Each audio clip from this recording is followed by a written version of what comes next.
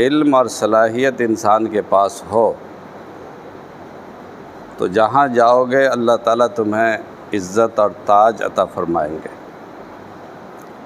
اور علم اور صلاحیت نہیں ہے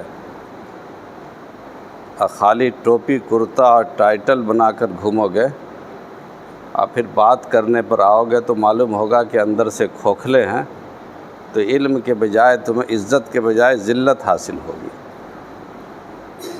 اصل چیز انسان کے اندر صلاحیت ہے،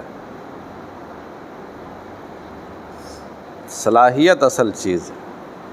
یہ ذہن میں نہ رہے کہ پڑھ لیں گے تو عالم بن جائیں گے یا مفتی بن جائیں گے، افتاء کی ڈگری مل جائے گی، عالم کی ڈگری مل جائے گی، حافظ کی ڈگری مل جائے گی، اور ہمارے نام کے ساتھ یہ ٹھپا لگ جائے گا، ہمارا مقام بلند ہو جائے گا۔ یہ سب جھوٹے ڈھکوسلے ہیں۔ اگر اندر سے صلاحیت نہ ہو اور اندر سے علم موجود نہ ہو تو آپ کی یہ ڈگریاں اور آپ کی یہ سندیں اور آپ کے یہ ٹائٹل اور آپ کے یہ خطابات سارے کے سارے بیکار ہیں۔ اس لیے کس کے لیے محنت کرنی ہے؟ انشاءاللہ اندر سے صلاحیت بنانے کی۔ جو بھی چیز پڑھ رہے ہو محنت سے پڑھو اور دل لگا کر کے پڑھو، دل جمعی کے ساتھ پڑھو، صلاحیت پیدا کرنے کی کوشش کرو۔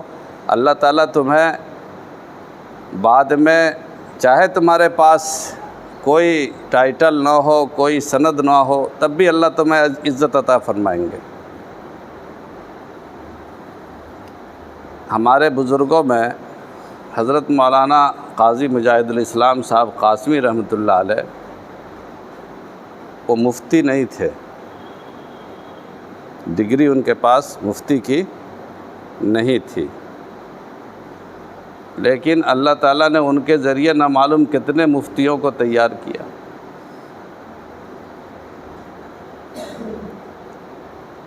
کاغذی ٹائٹل سے کچھ نہیں ہوتا، شکل صورت بنانے سے کچھ نہیں ہوتا، اندر گہرائی ہونی چاہیے۔